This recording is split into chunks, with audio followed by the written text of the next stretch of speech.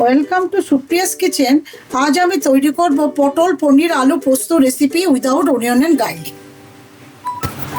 10টি পটল খোসা ছাড়িয়ে নিয়েছি, 8-10 পিস আলু আমি কেটে নিয়েছি, 200 গ্রাম গোপাল পনির নিয়ে নিয়েছি, 7-8টি কাঁচা লঙ্কা চিড়ে নিয়েছি, অল্প লঙ্কা গুঁড়ো নিয়েছি, হলুদ গুঁড়ো নিয়েছি, নুন নিয়ে নিয়েছি,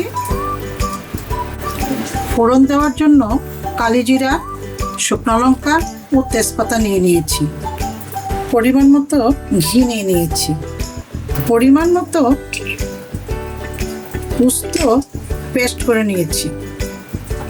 এখন পটলগুলিকে আমি একটা কাঁটা চামচ দিয়ে পিক করে নিচ্ছি, যাতে তেল মশলা ভালো করে ওটার মধ্যে যেতে পারে। নুন হলুদ দিয়ে পটলগুলিকে ম্যারিনেট করে নিচ্ছি।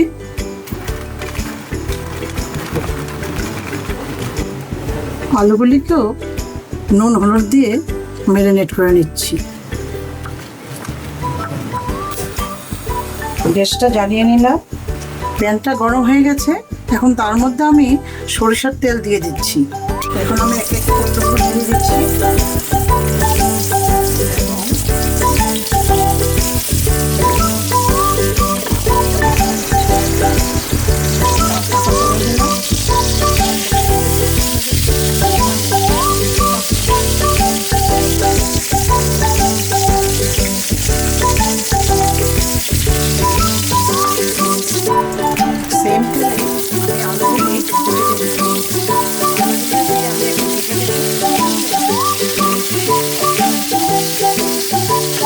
আলুটা ফ্রাই হয়ে গেছে, ব্রাউন কালার হয়ে গেছে। এখন আমি একটু পাত্রের মধ্যে আলুটা নিয়ে নিচ্ছি।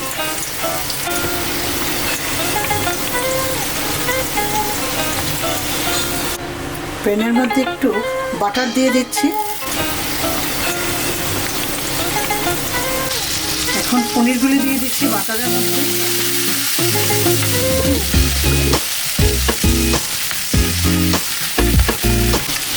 পনিরগুলি ভাজার সময় আমি বাটার দিয়ে দিয়েছি এই কারণে যেন কুকিং প্যানে পনিরগুলি না লেগে যায়। পনিরগুলি ভাজা হয়ে গেছে। এখন আমি একটা পাত্রের মধ্যে এগুলি নিয়ে নিচ্ছি।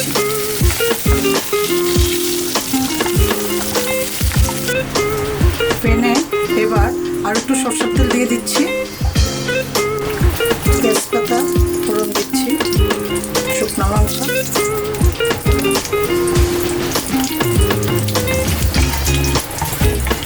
ভেজে নিচ্ছি, কালিজিরা ফোড়ন দিয়ে দিচ্ছি অল্প একটু,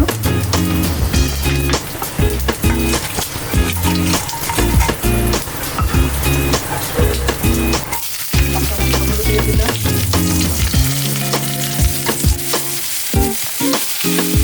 পোস্ত বাটাটা দিয়ে দিচ্ছি,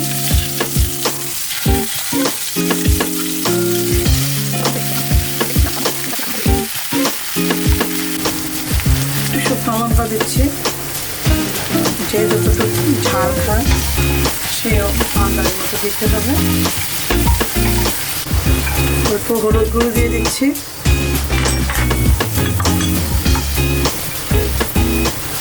নুন দিয়ে দিয়েছি। তারপরে এটাকে নাড়াচাড়া করে আমি একটা পাত্রে জল ফুটিয়ে রেখেছি গ্রেভি দেওয়ার জন্য। এখন আমি ফুটন্ত জলটা একটু ঢেলে দিচ্ছি। ঢেলে এটাকে একটু আমি নাড়াচাড়া করে একটু বয়েল করব। এখন আমি ভাজা আলু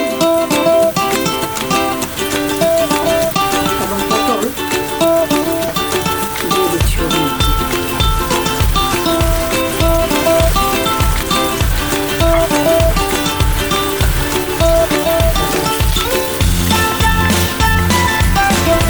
এখন আমি পনিরগুলি দিয়ে দিচ্ছি, দিয়ে আর একটু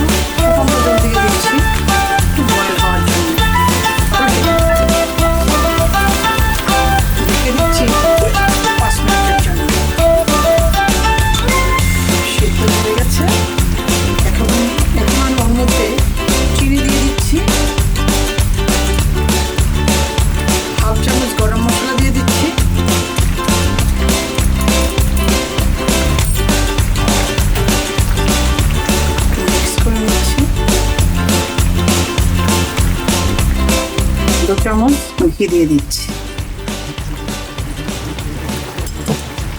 পটল আলু পোস্ত পনির রেসিপি আমার হয়ে গেছে।